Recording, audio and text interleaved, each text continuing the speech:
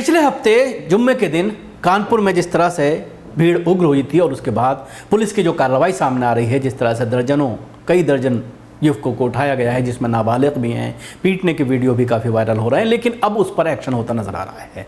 हयात का एक सहयोगी है इश्तियाक, उसके घर पर बुलडोज़र चला दिया गया है। ये तो छोड़ दीजिए, कल जो घटना घटी है उसमें सहारनपुर में 2 युवकों के घर पर बुलडोज़र चलाया जा चुका है। यानी बुलडोज़र चलाया जाना अब शुरू कर दिया गया है।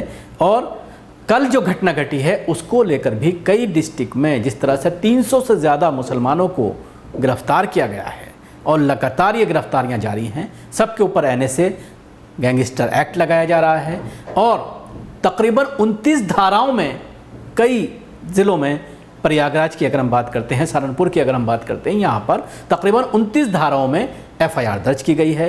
कई नाबालिग भी हैं जिनको उठाया गया है और तमाम ज़िलों में, चाहे वो मुरादाबाद की बात करें, सहारनपुर की बात करें, देवबंद की बात करें, प्रयागराज की बात करें, जहाँ जहाँ पर भी इस तरह की तस्वीरें सामने आई हैं, जहाँ जहाँ पर भी इस तरह का बवाल हुआ है, वहाँ पर पुलिस बेतहाशा युवकों की गिरफ्तारियाँ कर रही है। और एक चीज़ और सामने आ रही है, जो CAA के वक्त जिनको गिरफ्तार किया गया था उनको दोबारा गिरफ्तार किया जा रहा है, ये कहते हुए कि इसके पीछे षड्यंत्रकारी यही लोग हैं, इनके मोबाइल से चीज़ें मिल रही हैं, मवाद मिल रहा है कि इन्होंने ही 10 तारीख को कुछ बड़ा करने की योजना बनाई थी। यानी शुक्रवार के दिन कुछ बड़ा करने की योजना बनाई गई थी। एक बच्ची का वीडियो सोशल मीडिया पर काफ़ी वायरल हो रहा है। एक बच्ची आफरीन फातिमा का वीडियो सोशल मीडिया पर वायरल हो रहा है, जिसमें वो इंग्लिश में पूरी घटना बताती हुई नज़र आ रही हैं कि रात किस तरह से पुलिस बिना वारंट के, बिना किसी कोर्ट के वारंट के वो उनके घर में आती है, माँ को, बहन को और बाप को उठा करके ले जाती है और मुझको भी घर से बाहर निकाल रही है ताकि घर पर बुलडोज़र चला दिया जाए। फातिमा JNU की स्टूडेंट है, मुसलमान है, आवाज़ भी उठाती है, जुल्म के ख़िलाफ़ आवाज़ उठाती है, फर्राटेदार इंग्लिश बोलती है। तो ये सारी चीज़ें काफ़ी हैं मुजरिम होने के लिए। कहीं ना कहीं ये बात साबित कर रही है जो वहाँ के SP हैं प्रयागराज के, उनके ज़रिए वो अपनी बाइट में जिस तरह की चीज़ें बोल रहे हैं, उससे आप अंदाज़ा लगा सकते हैं कि अगर आप JNU में पढ़ते हैं, मुसलमान हैं, जुल्म के ख़िलाफ़ आवाज़ उठाते हैं, आप किसी NGO से जुड़े हुए हैं, आप इंग्लिश बोलते हैं, जुल्म के ख़िलाफ़ आवाज़ उठाते हैं, तो आप मुजरिम हैं। यानी ये सारी खुसूसियात अगर आपके अंदर हैं तो आप गुनहगार हैं। कहीं ना कहीं जो ज़िले के अधिकारी हैं वो तो यही बता रहे हैं। सुनिए क्या कह रहे हैं इस पर। कि एक मास्टरमाइंड जावेद अहमद उर्फ जावेद पंप, इनको हिरासत में लेकर पूछताछ की जाएगी। गिरफ्तारी एक लिखा पढ़ी की प्रक्रिया है, उसके बारे में आपको अवगत करा दिया जाएगा। लिया गया है कि नहीं अभी जावेद है कि नहीं? जावेद पंप को हिरासत में लिया गया है और गहनता से उससे पूछताछ करके और लोगों के नाम सामने आ जाएंगे। अभी पूछताछ चल रही है। आपने प्रयागराज और बाहरी का भी जिक्र किया, क्या जावेद बाहर से है या प्रयागराज का ही है? नहीं, ये व्यक्ति प्रयागराज का है, करेली क्षेत्र का निवासी है। ये तमाम मीटिंग्स में भी शामिल रहता है, वहाँ चिकनी चुपड़ी बातें करता है। इसके किसी से कनेक्शन सर? और उसके बाद इसके मोबाइल में बहुत सारी चीजें मिली हैं। ये तमाम चीजों को प्रोपेगेट करने का काम करता रहा है। इसकी एक बेटी दिल्ली में पढ़ती है, जानकारी मिली है कि JNU में पढ़ती है, वो भी इसी तरह के खुराफाती मामलों में लिप्त रहती है। ये पिता और पुत्री ये सब मिल करके पूरा प्रोपेगेट करते हैं और अपने बचाव में तरह तरह की तरकीबें ढूंढते हैं, लेकिन सारे सबूत पुलिस के पास हैं और मुकदमा दर्ज है। 29 गंभीर धाराएं लगाई गई हैं, उसके तहत अभी इनको हिरासत में लिया गया है। बहुत जल्दी आगे की कार्रवाइयां अमल में लाई जाएंगी। इसकी बेटी का भी कोई रोल है क्या प्रोवोक करने में? मैंने आपको बताया कि ये चीजें अभी जानकारी में आई हैं, सबूत तलाशा जा रहा है। बिना सबूत के हम किसी पे कार्रवाई नहीं करते और सबूत मिलने पर कार्रवाई में कोई कमी भी नहीं रखी जाएगी। इसमें अतीक कनेक्शन भी आया है क्या? अतीक का कनेक्शन भी आया है जो पूर्व सांसद है?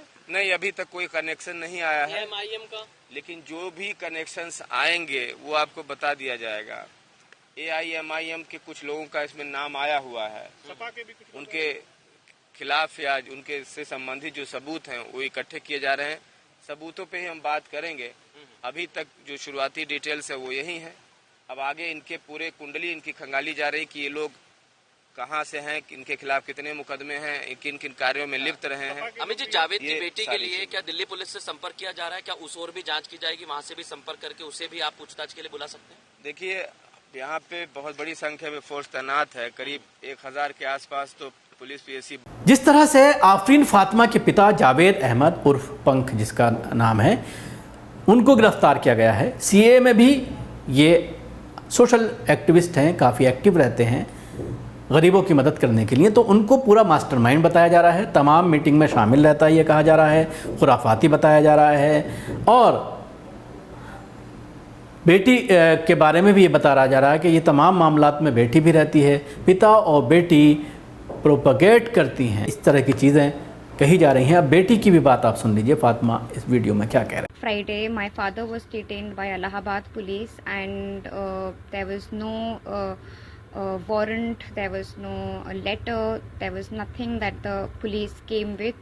They just came and asked my father to come to the police station with them, and they have not disclosed where they have taken him. As of now, I do not know where my father is right now. And then at around 12:30 a.m.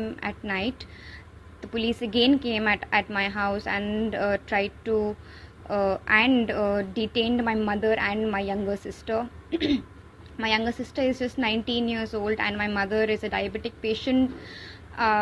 Again, we do not know where they are. We do not know what why the police has taken them, what they're doing with them, how they are. In fact. And once again at around 2:30 a.m. the police again gathered at our house and tried to detain myself and my sister-in-law. When we resisted and said that we will not be going with them, and we will they tried to intimidate us, threaten us, harass us in every way possible.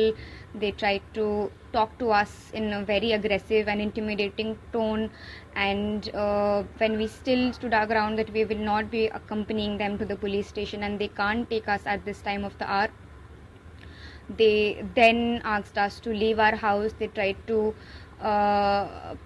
evict us from our house, and from what we know, that the police presence is increasing around my house, and along with it there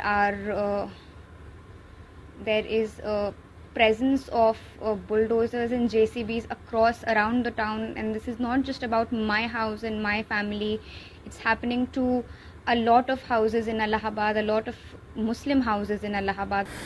इसके अलावा कुछ और video social media पर सुबह से viral किए जा रहे हैं, ख़ासतौर से सत्ताधारी पार्टी के कुछ नेताओं के ज़रिए, और उसमें मुसलमानों की बेतहाशा पिटाई की जा रही है।